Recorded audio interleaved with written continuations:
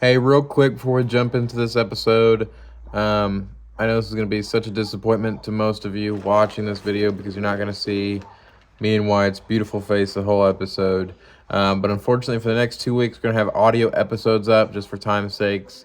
But I just want to put this out there real quick before the episode, just to let you guys know kind of why we don't have our video up.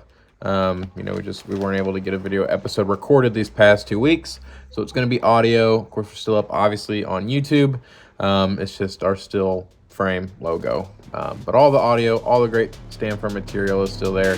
Just wanted to make you guys aware of that. Okay, all right.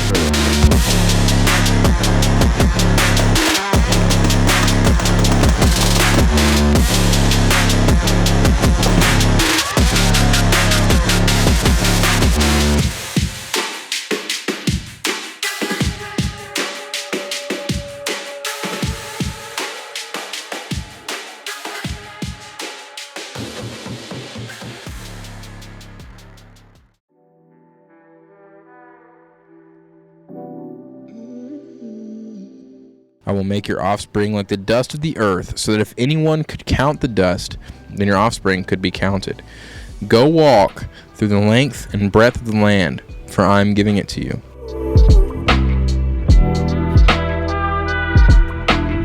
All right. Episode 73, the Stand Firm Podcast. I'm Quintin. I'm Wyatt. This is a podcast where two real Christians get together, have honest conversations, and discover hard truths. Wyatt, how are you doing today? I'm doing good. You know, it's a nice day. It's hot, which is like, it's a double-edged sword. It's nice when you get off and you can wear shorts. But when you're wearing, denim overalls, it gets a little hot. It's a little rough. But I will be darned if I get in a crawl space in shorts. That you're just asking for something to crawl on your leg. Yeah, I definitely wouldn't do that. No. And then you got to wear like the shorts and boots combo. Do you wear looks stupid. I'm sorry, guys. That does look dumb. Stupid. Well, you can get some do you wear like cowboy boots? No. You can get some not like high top. Like you can get some that it doesn't look that bad. Yeah. I should just like show up in Vans or something, some skater shoes, some Converse. I feel like it's not very plumber to wear shorts though. I don't know. See, I'm used to seeing half and half because half the guys that work there, they wear shorts in the summer because they just can't stand the sweat. And I mean, I get you. I sweat a lot, but I'm not going to be touched by no bugs. No, I'm not going to be left defenseless when there's something in the crawl space moving. No, and the pants aren't bad. It's the shirt. If I can wear a t-shirt, I'm all right. Well, I always wear a t-shirt.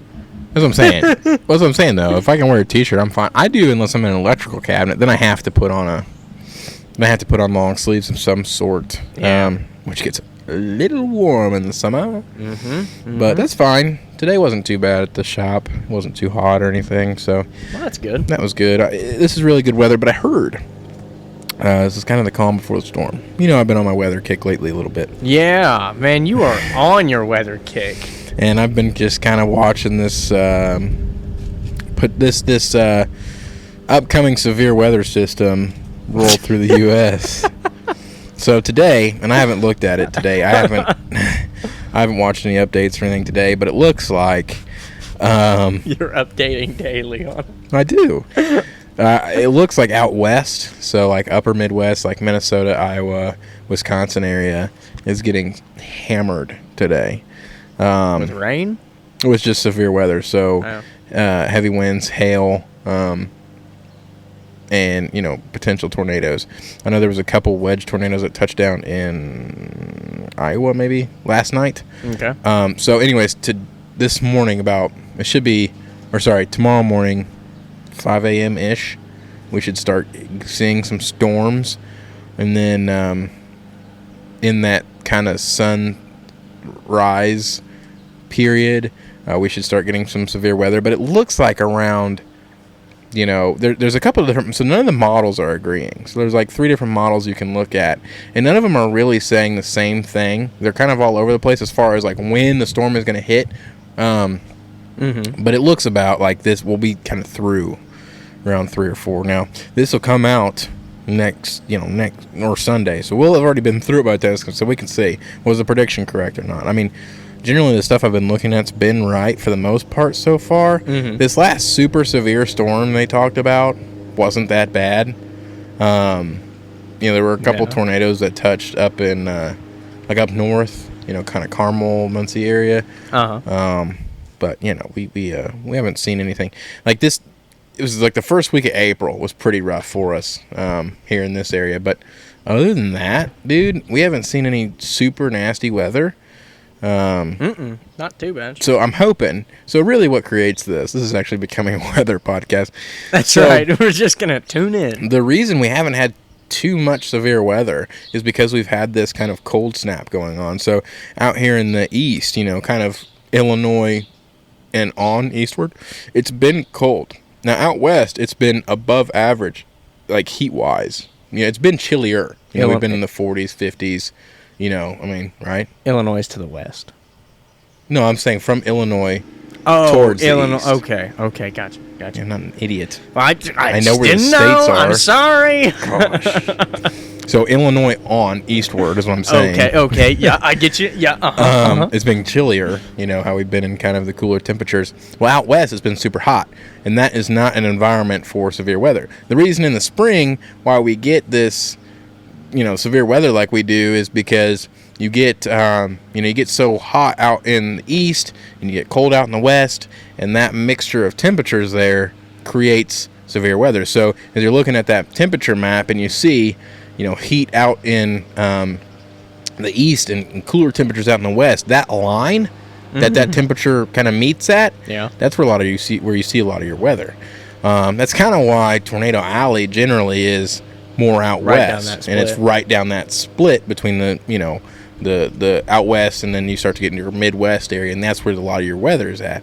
So you don't see a lot of nasty weather up in like Maine, New York, up in those eastern states, because you're not having super hot temperatures meet colder temperatures. It's just always cold. It is, yeah. But no, you have a more stable temperature up there. Yeah. You're generally cooler. Here in Indiana, we get we get weather all over the place. Yeah. So that's why right now we're sitting at 80 degrees. It's nice right now, but that thunderstorm just loves that heat. It sucks that heat up, and it gets pretty nasty. But I think tonight, thankfully, it'll kind of cool down, and it'll kind of lessen the blow a little bit. And again, I'm still very amateur at all this.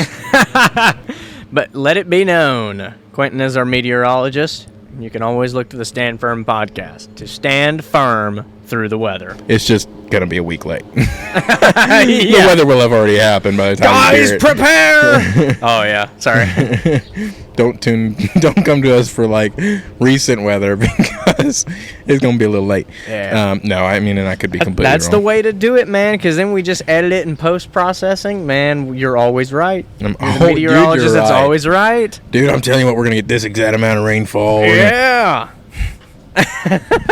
No, yeah, so anyways, all that to be said, today's nice. I honestly, the way it was supposed to be super nasty out by us, like it was from like the top of Texas. This was crazy. You had a severe weather warning, not warning yet, but like potential severe weather from Texas, like all the way up into like Canada, dude. It stretched. I mean, it was wild. So we were right in the middle of that. So the whole state, except for like that Gary area up way up north Indiana, kind of northwestern Indiana. Yeah.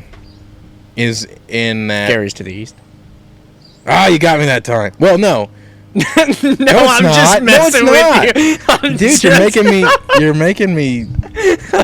I knew I could get you with a curveball. Crap. No, I'm literally imagining it in my head, and Gary is to the west. It's to the west. Moron. No, but yeah, so that northwestern area I think is less likely to see severe weather tomorrow, but it doesn't look like it's going to be too nasty, I don't think. But okay, all right. Well, let's see if the predictions are true. Yeah, we'll see, man. But anyways, today I've enjoyed the nice weather. Anyways, hence we're not. There's no video right now. Yeah. If you guys haven't caught on yet, we're outside. Someday we'll figure out how to put the technology out here. I mean, I guess we know how, but it would be a pretty crappy video. It would be very bad, and the lighting, at least with this wind, the tripods might blow over. Yeah, it's fairly windy. It is fairly windy. The computer would not like the heat. It really, I don't want to say struggles, but it doesn't even like the upstairs studio room. Because it gets warm. Yeah. Second hottest room in the house. So, we, I don't think it would like the heat very much. Our phones definitely wouldn't, because my phone is toasty by the time I take it off the tripod. Yeah, so is mine. But we'll figure it out someday. Yeah, maybe all right. So, yeah, I mean, we're out here. We're out sitting outside today. You guys can hear the mower in the background. You can hear the birds singing and the wind blowing and the the different outdoor noises. Yeah. Mm-hmm. What's been going on? So, I mean, we haven't sat down to record a podcast in a minute now. Yeah, So a week or so. Yeah, how are things going? Oh, things are going great. It'll be Taylor and I's 1 year anniversary this Sunday. Oh yeah, Star Wars Day, naturally. Oh yeah, that's pretty awesome. Yeah, it's good. Yeah, I mean things are going really good. That'd be nice. I'm happy for you. Things are going with work. Thank you. Yeah, I don't know. I mean, it's been good. Just grinding. It's funny. We're getting we got 2 new guys come to work. One of them's like 28 or something like that. The other kid, he looks younger than me and sounds younger than me, but he's 24. So whatever. I'm still the baby in the company. So you just called him the other kid, even though he's 3 years older than you? Yes, naturally. I'm around old guys too much, so anyone who's not like visibly way older than me is I do that all the time. All right, he's a kid too. It's like I'm a kid as well. I'm not saying I'm not. I say kid a lot, and I'm like, I sound like an idiot because they're older than me. Yeah. But yeah, they were asking me, today. They're talking about their old jobs, what they did. I think one of them worked for Honda, and the other one worked for Cummins, stuff like that. Kind of I don't want to say basic, but kind of, your typical Columbus, Indiana jobs. Yeah. I mean, it was cool. And then, yeah, they always looked at me and goes, "Oh yeah, this is your first job, right?" I was like, "Yeah, it is." But I'm the third year apprentice, and they're the first years, and so technically they're not even in school yet. Yeah, they have to wait another semester. Oof, that's rough. You're almost done, dude. Dude, it is nice. It is very nice. Yeah, next May. So next Tuesday, this coming next Tuesday, is the last day of school this year. So that'll be fun. Yeah. Then I can get my Tuesday nights back. And then next year, yeah, I mean, I'm done in May. I've got to do my practical tests, things like that, the end of the year exams and stuff. But then when I do that, then I think it opens up sometime in like June and July. Nice. The state exams open up, so then I can take my state licensing exam. Are you super Get the excited? master's license. Oh, yes. Dude, it'll be great. You're going to be a master plumber at, if all goes well, at like 22? 23. 23? Yep. It's pretty exciting. It's going to be fun, yeah. I don't think many people get to say or do that, so. No, it's a fun position. I don't know. I think, I don't know. I was just blessed with how things worked out, because again, I mean, I didn't even go out for the job I was looking for. I applied to be an electrician like a month beforehand. Yeah. Just nobody called me, and as soon as my company called me, then everything else flooded, and then people are wanting. I had other plumbers come up and say, "Hey, man, are you still looking for a job?" It's like, "No, man, I just hired on like a week ago." And they're like, now snooze you lose, man. I know you've told me this, but I guess I've never caught on. You were just trashing on electricians like 2 weeks ago. I have no recollection of that. That was going to be your first choice. Electricians are stupid. Plumbers forever. That was going to be your first choice. It was not. It's like your first love. No. It's just I knew more electricians than I did plumbers, Which, funny enough, now that I think I'm fairly good at, what I do. Sure. And know my way around the poop pipes. Yeah. Now all I need is electricians. I need like 240 outlets for like a welder and stuff. I need someone who knows electrical now. I don't need pipes. It's so funny. I need wires. Yeah, that's why we're good friends. That's right. We cover each other's weaknesses. That's right. I don't know how to get water to certain areas, but I can help you wire. Bring a bucket. I can help you wire in an outlet. Yeah. So we which I've got actually a 240 outlet in there, so we got to go from a 4-pronged, the turn and lock plugs, like the 480 kind of a thing. Well, 240, but the 240. Okay. Yeah, but it's a 240 locking plug. I have a 3-prong that looks like a dryer with both prongs upward, straight up and down. Not one of them turn sideways. I've got to go from that locking plug to a 3-prong. So now I'm just rigging something up here. Go for it. Oh yeah, 8-gauge wire. It's not going to burst in flames. No way. Can just take that pesky little grounding prong there. Just take the ground out. You can take that out. All it's going to do is turn your welder into part of the circuit. As long as you don't touch the welder, you'll be fine. Okay. You won't become part of the circuit. That's right. Anytime you touch the welder, make sure you jump very high off the ground. Yeah, you got to change the settings. Just jump up in the air and turn the knob real quick and then land. Yeah. Just wear some rubber-soled boots. You'll be fine. Yeah. but no. So, yeah, I mean, Jeep projects, car projects, welding, and then the occasional job with my father. He's doing some tile work for some ladies. Yeah, we're just, I don't know, I think we're waiting, seeing, if people call back, things like that about bathroom remodels. So it's a fun time. I mean, I'm really liking it. I've been kind of sitting, I don't know, I get real busy throughout the week, and then I kind of sit back, and it's like, I'm tired, but it's like, there's nothing else I'd rather do. Sure. So that's a good thing, man. Is like being busy is one thing, but as long as you're busy with stuff that you enjoy doing, it's all right. Absolutely. Being busy with junk you don't really want to do stinks. But yeah, that's just the worst. But yeah, so getting into Genesis chapter 13. Oh yeah, man. So the last episode we talked about, we kind of got into the Tower of Babel. We went all through that chapter 11. And then we headed into chapter 12, and we began our discussions about Abram. But don't worry, if you guys miss him, there's more. There's plenty more. There's tons more. Yes.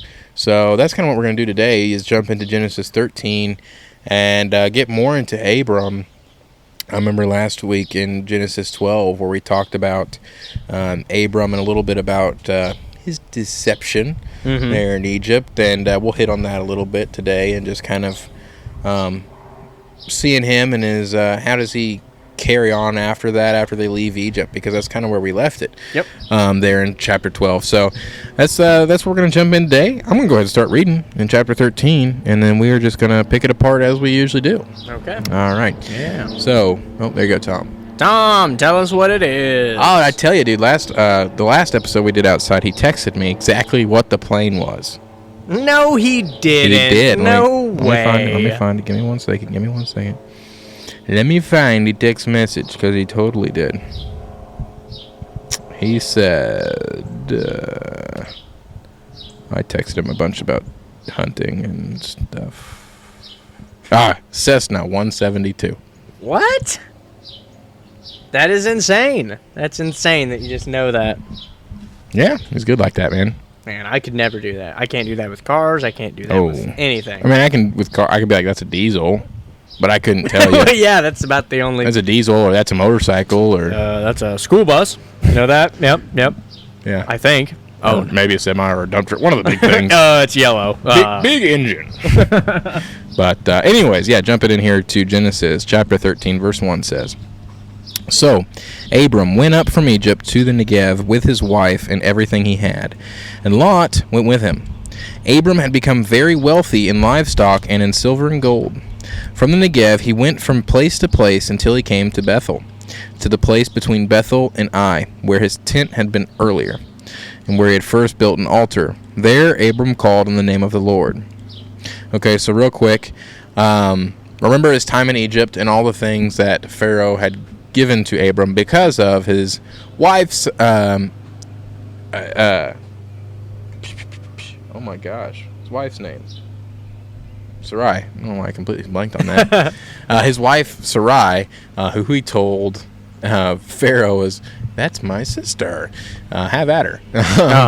And so to keep Abram in their good graces so that he could make Sarai his wife, he gave him all of these things. He gave him livestock, gave him manservants, maidservants, all these things. And when he left Egypt, he left with his wife and everything he had. So we can assume that's probably part of his wealth and his livestock and things that he took from Egypt that they allowed him to take with him. Yeah.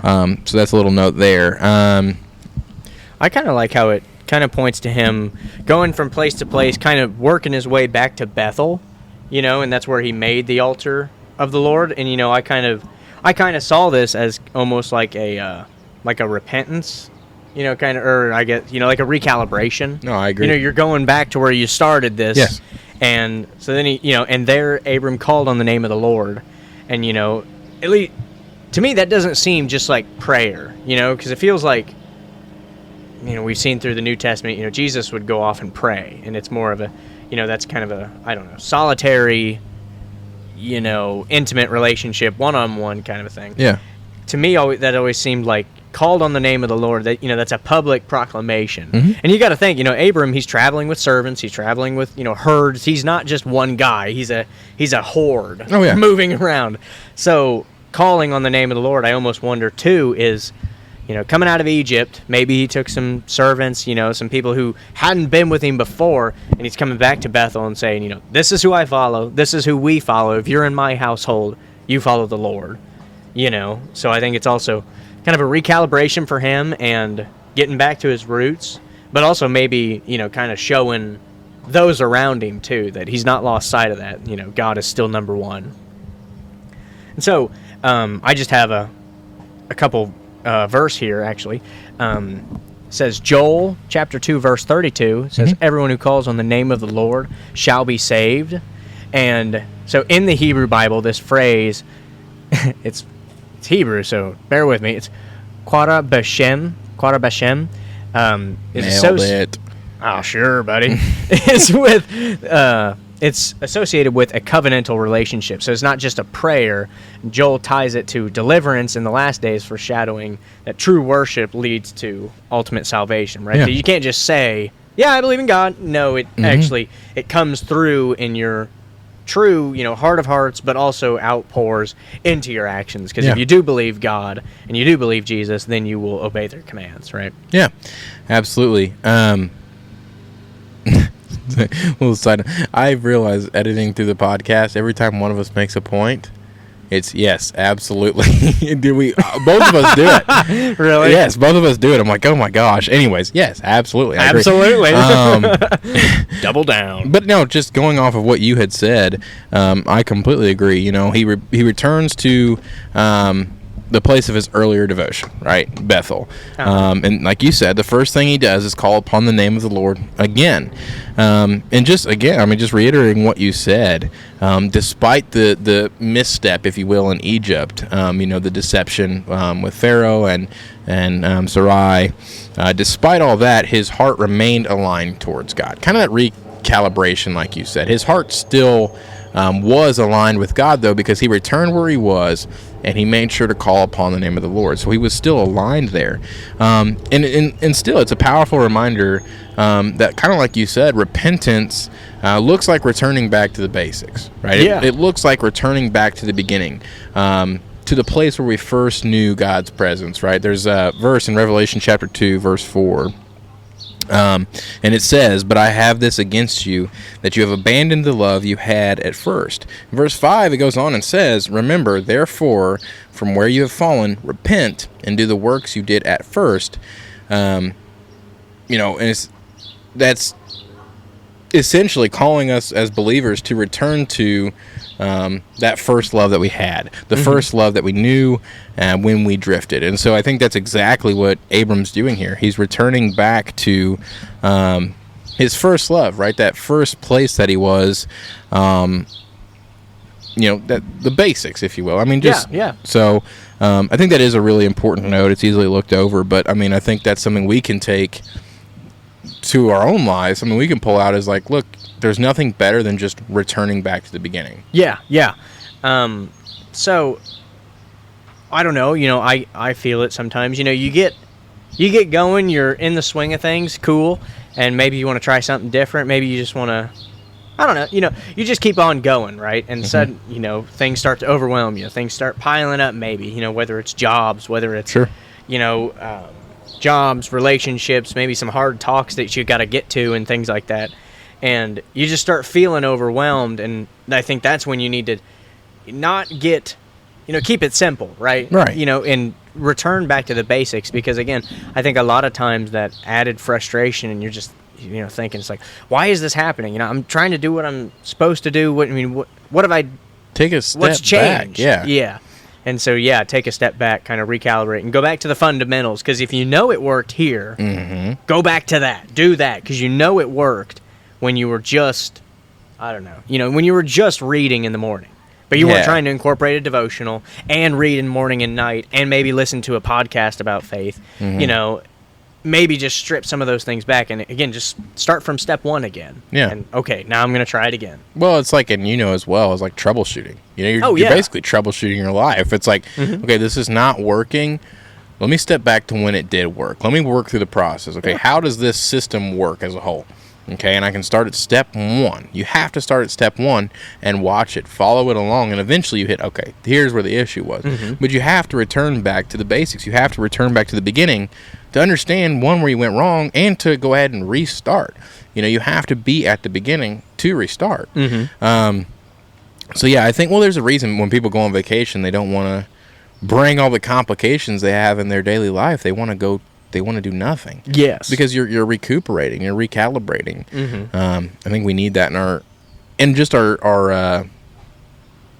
in every aspect of our life, especially our spiritual life. Oh, yeah. We have to have times where we are recuperating and we're really reviewing the things that we do, because if we don't, we can find ourselves getting caught in the, why are you even doing this? I don't know, just to check a box. I was told to do it, and I guess I haven't really thought about it, because you've loaded your plate so full of stuff, you don't question it, you don't necessarily think about it.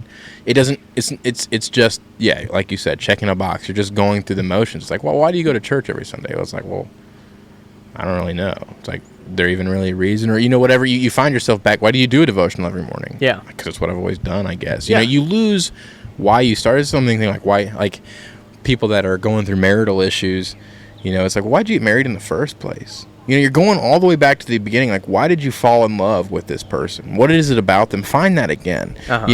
So in every aspect of your life, going back to the beginning, it does help, like you said, recalibrates you. So, anyways, continuing on at verse 5, it goes on to say, now, Lot, who was moving about with Abram, also had flocks and herds and tents, but the land could not support them while they stayed together, for their possessions were so great that they were not able to stay together. And quarreling arose between Abram's herdsmen and the herdsmen of Lot.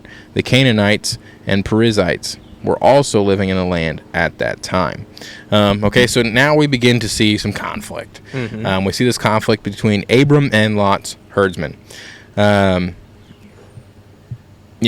material blessings that God had granted Abram and Lot, they ironically create some tension there, right? There begins to be some conflict arise between them, between their households. And the land could not sustain both groups together, and obviously we understand some upset things happen. People begin to be frustrated with each other, and I think this brings a point that sometimes we don't think about us, but I don't think about in my position, because I don't have a lot of money or belongings or anything. I don't have a bunch of herdsmen and servants that follow me. But I think we can see by looking at this that prosperity can test relationships, and I think it can reveal some underlying values or maybe priorities that you weren't aware that maybe the other person had. It's like going back to Proverbs 30, chapter 30, verse 8, reminding us that our poverty nor riches are to be satisfied with our portion, right? And we understand that notion. So I think just seeing them here begin to get into some conflict just because they have so much stuff. Yeah. It's like that DJ Khaled, you're suffering from success meme, you know what I mean? But that's essentially what's happening here. It's like they've got so much stuff that it's starting to cause issues. Which I think, again, it's interesting to see. I also like how, when you put this into... Sorry. Man, the wind is bad. I also like how in verse 7 it talks about, the Canaanites and the Perizzites were dwelling in the land. I think that's kind of like a subtle reminder, or something that, Abram and Lot, they have a lot of guys. These aren't just, 4 people in a family. These are lots of people. People would notice when 2 giant, essentially, tribes of themselves start walking through their land, especially when they're bickering and squabbling between them. Right. And you also got to think about, there's a lot of people here. So, yeah, it might be one herdsman against another, but that herdsman probably has a wife and maybe some kids. Yeah. And so they might mess with, it turns into almost like a family feud. Yeah. And so I think you're seeing that between Lot and Abram and how, they deal with it. But I just think it's interesting that they say that these other peoples were dwelling in the land, that kind of just reminds you that, your conflict's on display around others that see you, right? So when you're sitting there fighting in Canaan, these pagans and things are watching you do that, sure, right? And you're the, to their eyes, supposedly, these godly people, and they follow a great God, but you're sitting there fighting amongst yourselves, So I really like what Abram and Lot eventually do, and they just part ways, and I especially like how Abram does it, and he doesn't try and get one up on Lot or anything like that. He gives Lot the choice, right? Yeah. And I also think that is also due to, I guess, how we'll see when we continue, how Lot's view of maybe the world and maybe how to live and secure life for his family and those around him, versus Abram, right? So, no, I think that's a good point. So let's go ahead and let's just jump into this Abram's proposal and what Lot chooses to do. So here in verse 8, it goes on to say, "So Abram said to Lot, 'Let's not have any quarreling between you and me, or between your herdsmen and mine, for we are brothers.'" And again, I think that just goes back to the point that you made. It's like, 1, we're brothers. 2, we are representing ourselves really poorly, and we've got almost a target on our back, a name on our heads. Yeah, because they're being blessed. They're getting stuff, and why are these blessings, these good things, causing conflict and squabbling and things? Yeah, absolutely. So he says, "Look, let's not let this get in between us. Is not the whole land before you? Let's part company. If you go to the left, I'll go to the right. If you go to the right, I'll go to the left." Lot looked up and saw that the whole plain of Jordan was well watered, like the garden of the Lord, like the land of Egypt towards Zoar. This was before the Lord destroyed Sodom and Gomorrah. So I like that little note that they put there. So Lot chose for himself the whole plain of the Jordan and set out towards the east. The 2 men parted company. Abram lived in the land of Canaan, while Lot lived among the cities of the plain and pitched his tents near Sodom. Now the men of Sodom were wicked and were sinning greatly against the Lord. Okay, so before we get into that too much, let's look at 1, the proposal, and 2, Lot's choice. So again, like we said, Abram, instead of trying to get him one up, trying to get one on Lot, which he could have potentially done or tried to do, instead he responds with humility and generosity, which he says, "Look, Lot, you make your pick. You go to the left, go to the right. I'll go the opposite direction." Yeah. I think this act of selflessness does display that true faith that we talked about a couple weeks ago or last week, was that faith that Abram is secure enough in God's promises to put others first. Because God promised him, "Look, I will protect you," essentially. And which is almost maybe it was a learning message. You think maybe Abram learned a little bit from Egypt? It was like, I didn't completely put my trust in the Lord, and I kind of lied about Sarai and who she was because I was a little frightened, and instead here you almost see a little bit of character development. You almost see a little bit of growth in Abram, because instead of getting frightened and acting in probably his first knee-jerk reaction and being like, "Look, I will take the right, you take the left," which he could have done. Instead, he's like, "Look, I'm going to trust the Lord's going to, lead us and provide for us. You choose where you want to go. We'll figure it out in the other direction." So I think, do you agree? I think there was a little bit of development there that we saw from Egypt in chapter 12. Oh, yeah, I totally agree. And at least the way I always see the story read out, And I get it, we're following Abram, so we don't know, maybe Lot had more herdsmen and a bit more stuff than Abram. But it feels like Abram is maybe kind of the bigger brother here, right? It does seem that way. Maybe, leading them. So, yeah, I definitely think this is... It's completely countercultural, because you got to think, land is tied to legacy. It's tied to the family. This is where your family is. So, one, he's setting that down, and he's also being humble, and, how Christ says, the first among you will be the least, right? He's the servant. And so I think, that really shows Abram's character and character growth by, even if he did have more than Lot and maybe had a better claim to, well, I've got more people, I've got more mouths to feed, I need the well-watered place, right? But instead he does the exact opposite and says, you choose. It's not up to me. It's up to you. He trusts the Lord and his provision to look. Yeah, and I definitely think that Lot is seeing more of a physical appearance, right? Again, it's well-watered like Eden. Like, well, duh, who isn't going to go there, right? But Abram sees by faith, and God told him that he's going to give him Canaan, right? So he's going to take Which Canaan. is almost interesting to think, like, if Lot had given the choice, Abram, being a man, probably would have taken the well-watered land as well. Could be. It's like taking... but like you said, he might have had some character development. Well, I think he did too. But I think that's why he offered up that choice to Lot. But I think if he hadn't had that development, I would assume his choice would have been what Lot's was. Uh-huh. If that development hadn't have been there. That was probably, again, knee-jerk reaction there. So, anyway, I think that's an interesting point there that, Abram kind of shows a little bit of growth there. And, look, I'm going to handle this better than maybe I did in Egypt. Mm-hmm. And with a little bit of deception. Because he's obviously an intelligent guy because of what he came up with in Egypt. Like, he thought of that ahead of time. And so I'm sure he kind of pondered the idea a little bit of, like, look, I could probably pull one up on Lot here and he wouldn't realize it. Mm-hmm. But instead he doesn't. So yeah. Well, and it also, I think, it's a good lesson to learn from Lot because... So a couple verses here that I wanted to touch on. 1 Samuel chapter 16, verse 7 says, Man looks at the outward appearance, but the Lord looks at the heart.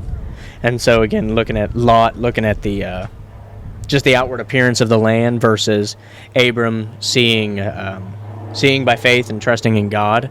You can also see that how Israel does the same thing. And, well, we want Saul. We want a king. We want to be like everyone else. Right. Everyone else we see. Okay, here you go. Instead of, being, more oriented towards the Lord, more oriented in a heart and soul and, just not as focused on outward appearances. But also, I want to look at 2 Peter chapter 7, verses 7 and 8. It says, Lot was a righteous man, was distressed by the depraved conduct of the lawless. And so as we know that, Lot went to settle by Sodom and Gomorrah. And, these towns were sinning greatly against the Lord. They were not, they weren't doing what's right. So you also got to wonder, yes, Lot was considered righteous, but you also need to, you could be righteous and you could be doing the right thing, but it also does matter about who you surround yourself by. Oh, yeah. Because that can one, be tempting. It can tempt you, but it can also just draw others away from you. When when Lot talks about, the God of his ancestors and God, right? But you see him living next to all of these godless people, or at least pagans that are just doing whatever they want. I don't know. To me, that would undercut the message. That you're preaching one thing, but, well, look around you, man. Look what all they're doing. Yeah. No, I agree. And I think this goes to the point that you made earlier about Lot acting in just what he saw by his sight.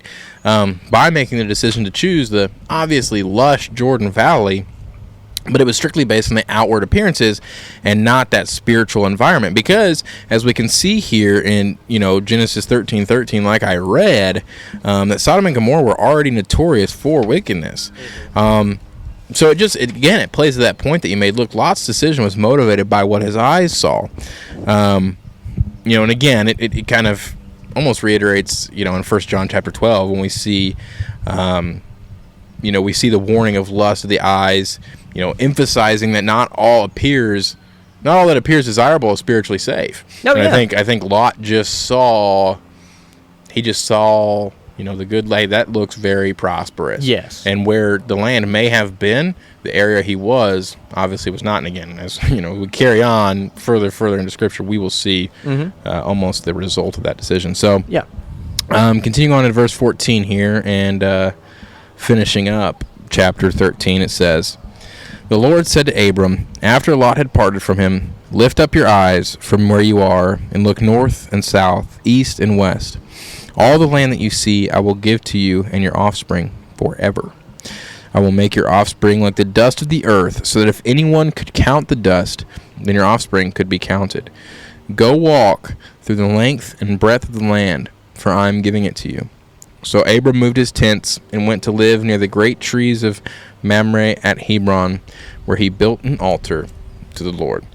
So, again, after Lot departs, God speaks directly to Abram and reaffirms that promise that he made earlier of the land and of his countless descendants. And look, Abram was told to walk through the land as an act of faith, right? Because it was as good as his. Romans chapter 4, we see this emphasized that this promise was not based on law or merit, but on the righteousness that comes by faith. I think this reoccurring theme as we look at Abram is that vision beyond present circumstances, right? A willingness to claim by faith what is not yet seen. Because we've seen that before as we've talked about Abram. We've already seen that message be relayed, and I think it's just, again, reiterated here. Yeah, absolutely. I also like, and I forgot to touch on it earlier, the altars. And we kind of touched into it a little bit earlier, talking about, if you're doing these things, if you're like going to church just to check a box, then why are you really doing it? And, not to undercut something like going to church, because I think that's very fruitful and important. But I like what I had wrote here, that these altars that you see a lot of times built, they mark big things, right? They do. Trials, encounters, a new, epiphany or revelation.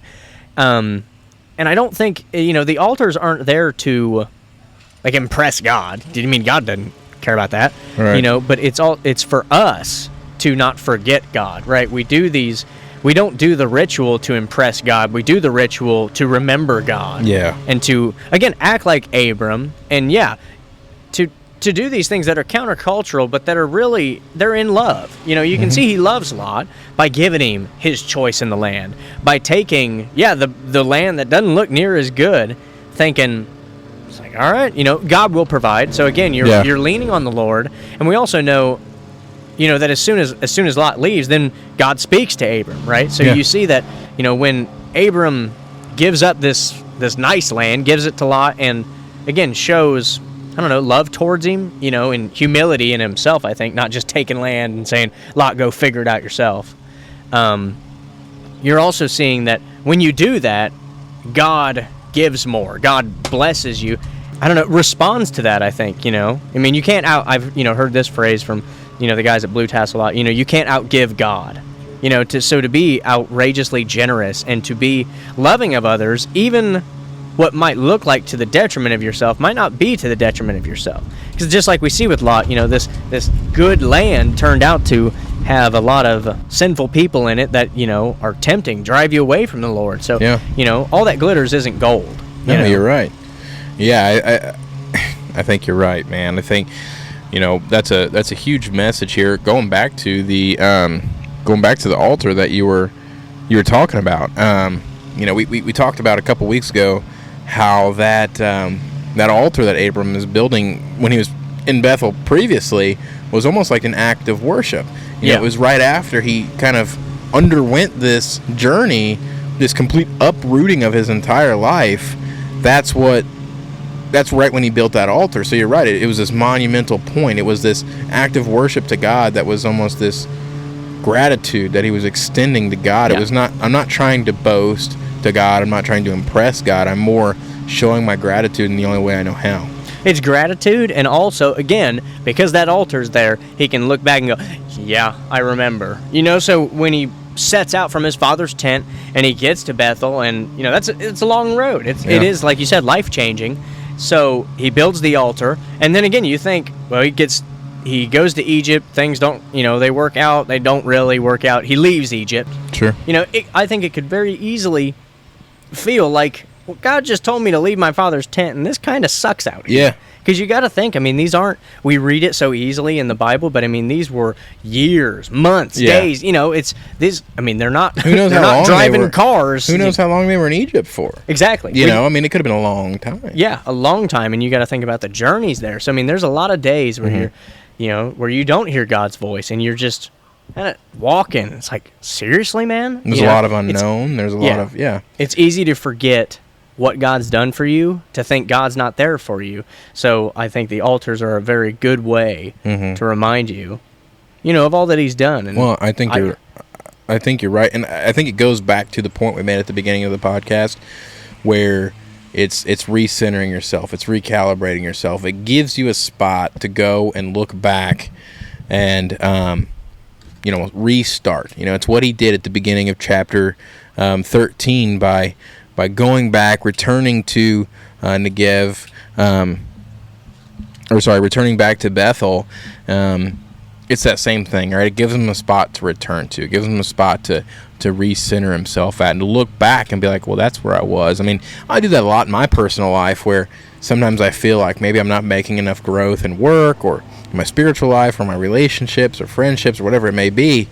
And I look back at different monumental points. It's like, well, I remember, I used to not know jack about my job, and now I'm here. Or I used to, me and Emma used to struggle with this, and now it's a cakewalk. You look back at things, you look back at points in your life that like you said, were these landmarks that you can be like, well, I have shown good growth. And that's something that you see Abram do again at the beginning of chapter 13, was he returns back to where it started. He recentered himself, and I think that's why he built that altar there again, was that worship, that gratitude, and that I can remember this point now where God again shows me and tells me directly that, look, again, this is all going to be yours. It's just a point of memory. It's like a video game save point. Yes, absolutely. I think it's a very good practice. It's worked for me. So if anyone listening, try it out, see if it helps you. I like thinking back to my, come to Jesus moment, and, well, even the moments, leading up to that, and the moments right after when, you're super just on fire, thinking about, getting baptized and stuff like that. It's great to remember those things, because one, what God's pulled you out of, what He's been there for you through, but also it marks the growth too. So if you feel like you're stagnant, it's like, well, take a look back and see, no, I've actually made some growth. Or if you haven't, it's like, well, maybe that's God's gentle way of telling you, yeah, you need to move, right? You need to get up. Yeah, absolutely. Yes. I agree. I think that is a good practice, to look back at the point that... I think it's so easy to forget, and... It is. Man, I remember. It's so weird, too. I think I still have a very good memory of high school, but that was 3 years ago, and it's just kind of starting to get there where it's like, wait a minute, what was I doing? Towards like the end of senior year versus like the beginning or something like that, and I can still recall them, but yeah, I think it takes that active recall to kind of bring it back up and to remember. It's like, oh yeah, I was so stupidly stressed out. I was freaking out. It was like I didn't know what I was gonna do. Welding, I figured out I didn't like at like the end of the school year. Yeah. So it's like, well, now what am I gonna do? I don't want to go to college. Yeah. So now, and everything that at least, it seemed like we were told in school, it's like, well, it's either college or ditch digging. Which one do you want? And again, looking back to that, it's like I couldn't be happier with, my choices and with what God's blessed me with. Yeah. So, yeah, I think just that active recall is a great skill, because it is a skill. It is. The more you do it, the better you get at it. But it's also, I feel like it's just so rewarding. It gives me motivation on, like, I was thinking about that Monday morning. It's like, Sunday, I was chilling. It was nice. Got to sleep in. And then it's wake up. Oh, we're doing this again. But that Monday morning, you kind of think about that. It's like, I love going to work. I love doing this stuff, because what else would I be doing if I wasn't? Yeah, I'd be sleeping in. Cool. All right. Yeah, and then what when you plan get would I have? What exactly. Yeah, I mean, you get up, you're bored, nothing. And again, idle hands are the devil's workshop. You're not going to be doing anything good. I mean, what are you going to do? Eat Frosted Flakes and watch stupid cartoons or something? Or do you want to? It's good to have every now and then. But Exactly. For that to be your daily life. Yeah, that's a Saturday or Sunday morning, or but. Exactly. It's better to be productive and good and help people, and especially like in our situation, the trades. Yeah. It's like, yeah, I don't want to get up this morning and do all this stuff. My knee kind of hurts. It's been hurting, but Yeah. I'm going to plumb someone's toilet drain today. So, hey, toilets are necessary. You got to have them. Yeah, it's good. So, it's hard, but it's good. And, yeah. No, you're right, man. I think too sometimes you can look back at points as just like maybe you're not like needing fuel to move forward. Maybe it's just nice to recall good times. Yes. Good times like now. Like maybe you think back in a rough point in your life. Look back at, man, I think back. It's not always been this hard. You know what I mean? You can I think that's something. Go ahead. No, I was Thursday last week we went up and visited my grandpa, I call him granddad, my mom's dad, who's, he's, Tom, what kind of mower is that? Come on, Tom. Where he's kind of at the point now where, he's going on hospice care, his body's not doing what his body's supposed to do anymore, he's at the end of his life. And I went over to visit him in the hospital Thursday, and, what I feel like I said my last words to him, I might see him again and talk to him, but my last real words, conversation or, real talk. And he saw it as that, too. Like, this is the last time to speak to my grandson, I think. And we sat there and we talked about, we recollected, unfortunately I've had a couple people die now, and, somebody who I hold very dearly to my heart just died recently, Emma's grandmother, and, it's funny, you sit around and you recollect. You don't sit in the now. You don't sit in the suck of like, I know now when you're dying of cancer. And you look back at the times that you guys had together. You look back at you remember when this, and you guys start laughing. And you remember whenever you said this joke. Like, I remember sitting around with him, and he'd always have these, we'd always collect pennies together. Pennies and quarters. He had these penny books and these quarter books. And he'd go get a roll of pennies and quarters from the bank. We'd break them out all over the table, and we'd look through them, and we'd find like 1978 Denver Mint, and we'd save that one. We have this, and I've got these books, these fat books of pennies and quarters and presidential quarters and stuff like that. And I was talking to him. I'm like, now every time I look at a penny, no joke, I think of him. I'm like, was this minted in Philadelphia or Denver? What year was it? Same thing with quarters, It's like, and then I remember being a kid, and we'd go sit on their back porch. They lived like, I don't know, 60 feet, 100 feet from a train track. And we'd sit on their back porch, and he'd always have ice cream sandwiches. We called them granddad treats. Oh, and, we'd have an ice cream sandwich, and we'd sit out there, and we'd watch the trains go by, and he'd be like, that there's a boxcar. That holds, grain. That there's an oil car. That's holding oil. It's silly stuff. But I remember sitting there with him and just talking about those things. So, a bit of a rabbit trail. But that's moments for an altar, too. It's like you're sitting here together, like me and you right now, sitting out here doing this podcast. Like, these are things I'm going to look back on later in life. It's like, I really enjoyed that. Yeah. That's an element of what Abram's doing, too. Is like, this is a moment when I've had direct communication with God. I've seen his provision so obvious in front of my eyes. I want to make an altar so that I can return to this point and think about this good time. Yes. I think there's an element of that too. So there's a lot of good importance in just landmarks in your life. 100%. I think that's something that the Israelites kind of miss. Or I guess, we don't know, obviously. But, it might just not be recorded. The grumbling that happens in Numbers when they're wandering the desert. And they're just, why can't we go back to Egypt? And all of that. It's like, you guys... I think it would have helped them a lot more to recall God parting the Red Sea, to recall the plagues and the great things that God did, not to recall just the comfort. And was it really comfort, or was it just familiar tyranny, right? And they want to go back to that. I mean, I think it's, nostalgia always seems good, but never remember how bad it was, and you remember how good it was. And I think that's a good thing. But I don't know. You should remember the growth through it, and that God's got you through it.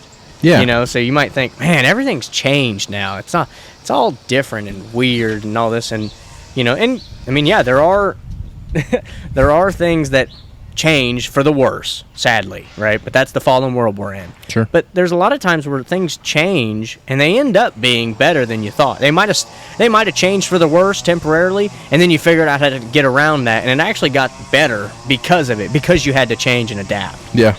So all change isn't bad, and it's good to take the good with the bad, and I don't know, remember God through it all. I think that's the biggest point. Even if things change for the worse, okay, God hasn't changed. God's still here, right? So that's what we should be keeping our eyes on. Yeah, man, you're right. It is, the point of nostalgia, it's interesting. I look back at high school sometimes, I'm like, man, I miss that time. Man, I only miss about freshman and sophomore year, and then it's like COVID, and then it's tests, and then it's I was thinking back today. I've been getting some, or I've seen graduation party invites. Yeah, and like 5 years ago today from Snapchat or something. And I was thinking about man, what a time that was though. I'm about to graduate high school. Yeah, I've got my whole life in front of me. It's like at this point. What was it, 3 years ago? Something like that. We were presenting our senior projects, getting ready to graduate high school, and it's such a. I look back on that, and dude, the growth that both of us have shown in 3 years. Oh yeah, it's insane. Spiritually, I think in our works financially, the things that we've done in 3 years it's so nice to look back at that point. Because, yes, I missed that a little bit. That feeling of, uncertainty was a little bit nice. You're what's going on? It's what's fun. coming up? What am I going to do?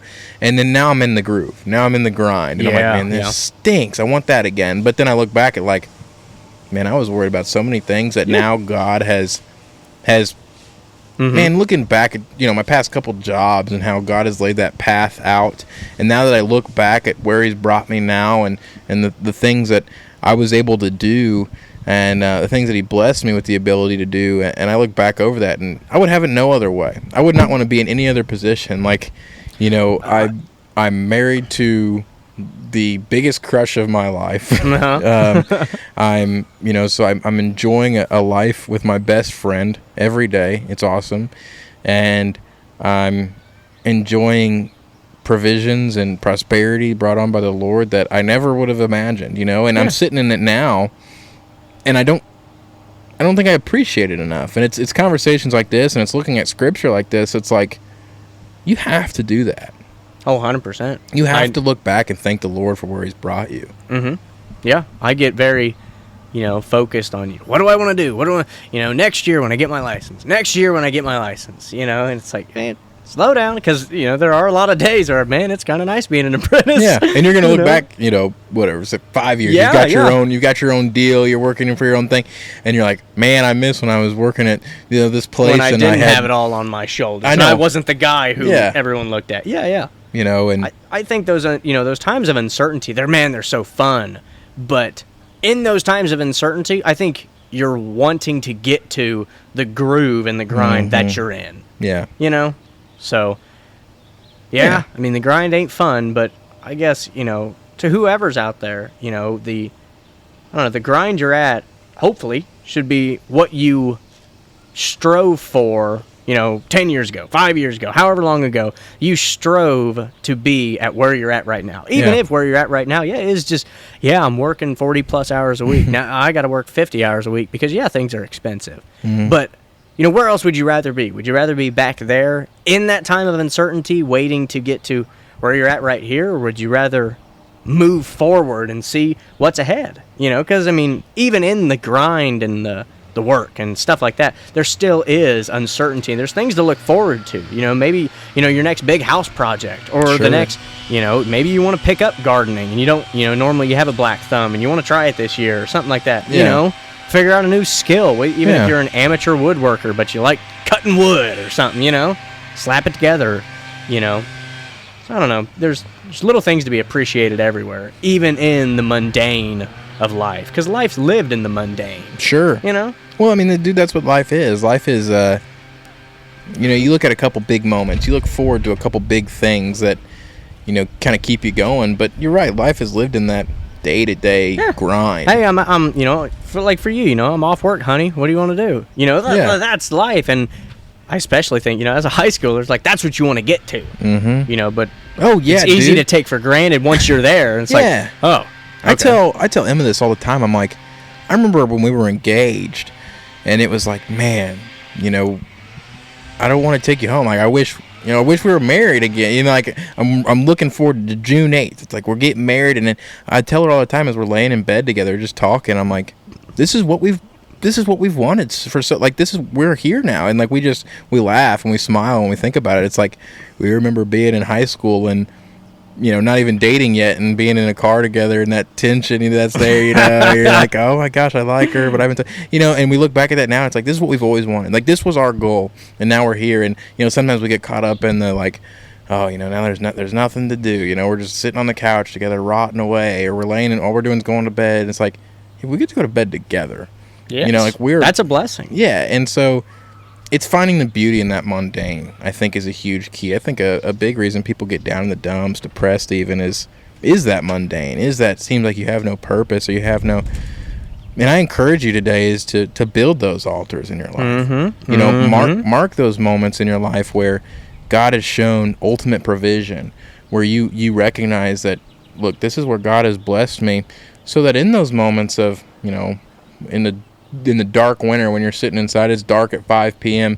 Think back to that June, you know, sitting outside with your buddies at 8 around a fire, and you're just hanging out, or think back to, man, when I really wanted this, you know, and now I'm here. Yeah. You know, just build those altars so, one, you can glorify God and everything, because that's the goal. Yep. That's the necessary piece. Yes. To remember God and what He's done for your life. And so that you can continue to glorify and thank Him, because nothing is going to get worse by looking back and glorifying and thanking God for where He's gotten you. Mm-hmm. 100%. So, I don't know. A little bit of a rabbit trail, but I hope some people found it encouraging. I hope it can encourage some people to continue through maybe a slump you're in, or get you through an upcoming slump, whatever it may be. So, I don't know. Yeah. Stand firm, gentlemen and ladies and gentlemen. And guess what? We will jump into chapter 14 next Sunday.